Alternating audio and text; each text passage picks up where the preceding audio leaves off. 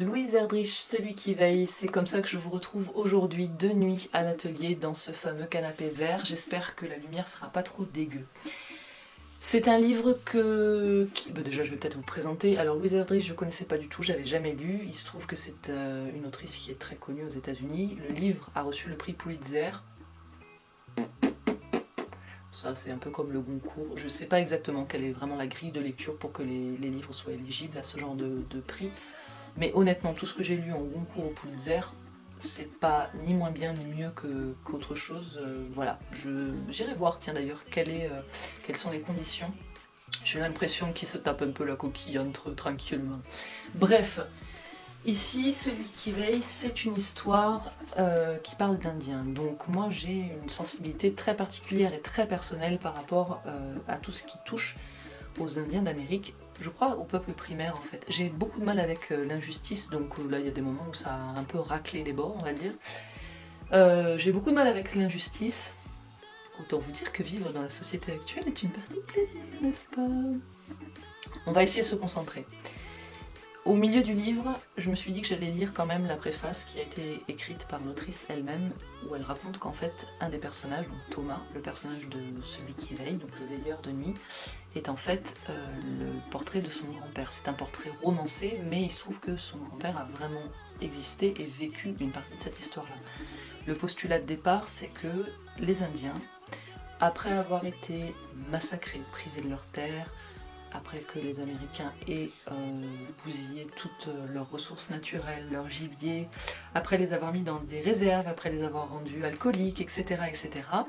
Eh bien, en 1953, le Congrès décide de pondre une loi qui décide d'enlever la tutelle qu'ils ont. Donc ils sont déjà dans une misère de damnés, mais en plus de ça, l'État va leur couper les vivres. Et l'histoire de ce roman, c'est donc Thomas, qui est un ancien de sa tribu, qui vit dans une réserve, qui travaille en tant que veilleur de nuit et qui cultive le peu de terre arable qui lui reste, va essayer de contrer cette loi avec intelligence, et cette intelligence qui est souvent décrite chez les Indiens, que ce soit dans les films, dans les livres que j'ai lus, on retrouve cette espèce de fatalisme, mais un fatalisme éclairé, un fatalisme sur lequel on va poser beaucoup, un humour très fin. C'est quelque chose qu'on retrouve dans le livre, ça c'est vraiment le point positif pour moi de cette lecture. Donc on va suivre en fait plusieurs personnages qui sont tous de la tribu, de cette ancienne tribu, ou en tout cas étroitement liés à cette tribu, ils vivent tous dans la réserve. Et si je devais vous dire, ça a mal commencé entre ce livre et moi parce que la narration au départ ne m'a pas captivée. Il a fallu que je me rattache beaucoup au récit dans les premiers chapitres, pour comprendre de qui elle parlait, de quel événement avait lieu, enfin, où on en était finalement.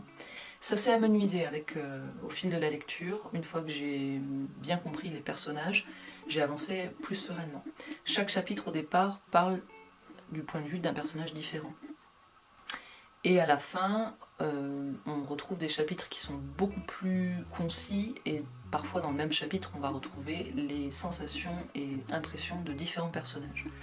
C'est un livre qui est dense, vous avez plus de 500 pages, et je fais pas du tout l'apologie du petit format, des petites nouvelles. On a l'habitude maintenant de faire du très, très court, faut que ce soit efficace, faut que ce soit court et efficace.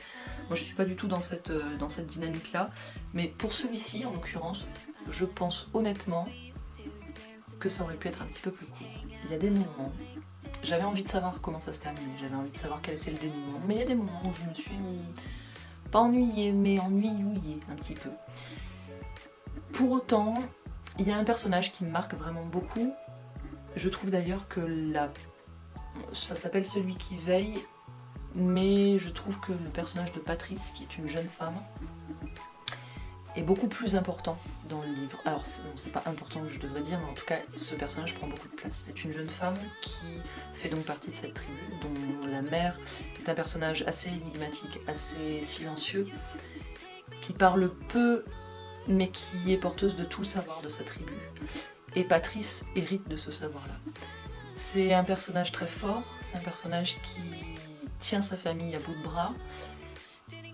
Et pour vous donner un exemple, par exemple, pour se détendre, elle va aller bûcheronner, donc elle éclate des bûches à grands coups de hache.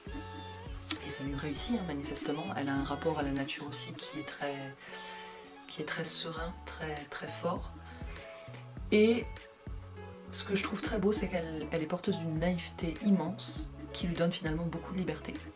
Ce personnage rentre dans le récit parce que sa sœur a disparu. Elle est partie à Minneapolis au départ pour épouser un homme.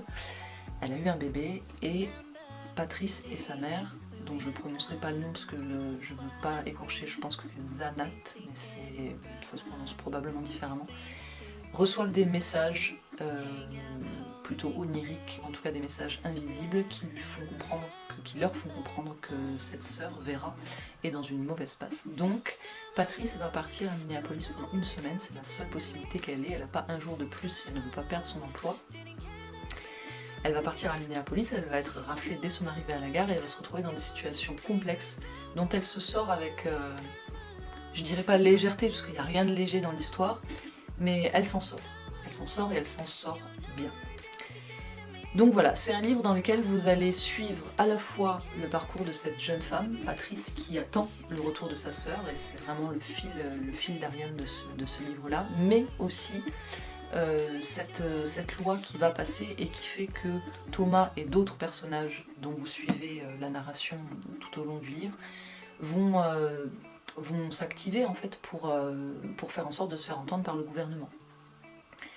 Il n'y a pas de grosse violence, en fait la violence elle fait partie intégrante de la vie des Indiens, donc de la façon dont ils ont été traités. Ce qui est très intéressant, c'est que chaque personnage va revenir sur lui-même, il y a vraiment une remise en question, il y a une sorte d'introspection qui a lieu pendant tout le livre. Ce qui est intéressant aussi, c'est que je vous parlais un petit peu de la magie dans les traditions indiennes, et c'est quelque chose qu'on retrouve, que ce soit chez le personnage de Thomas ou chez le personnage de Patrice, mais aussi chez tous les autres personnages. On va retrouver la prépondérance de ces événements qui viennent nous nourrir et nous donner des réponses sur la vie terrienne qu'on est en train de mener. Donc ça c'est vraiment une partie qui a été intéressante pour moi. Je vous ai parlé de la narration qui n'était pas forcément évidente, je vous ai parlé aussi de la longueur du récit. Et c'est à peu près tout ce que je vais vous dire, j'ai pas envie de vous révéler. Voilà. Il y a vraiment cette sensation, notamment dans ces chapitres qui s'amenuisent, cette sensation que ça aurait pu être plus court, peut-être tourné d'une façon différente, mais c'est pas moi qui ai écrit, donc je vais pas juger ça. Et puis il y a des personnes à qui probablement ça correspond très bien. Si vous l'avez lu, laissez des commentaires, dites-moi ce que vous en avez pensé, dites-moi ce que vous avez ressenti par rapport à cette lecture-là. Si vous avez bien sûr beaucoup d'argent, achetez-le, c'est toujours bien d'acheter des livres. Si vous n'avez pas beaucoup d'argent, vous avez envie de le lire, si cette vidéo vous donne envie de pousser cette lecture-là, allez-y, ça vaut la peine. Je pense que j'irai fouiller un petit peu, voir ce que cette autrice a écrit d'autre, sur quel autre sujet. Et c'est à peu près tout, voilà. Je vous souhaite une très bonne semaine, prenez soin de vous, lisez beaucoup.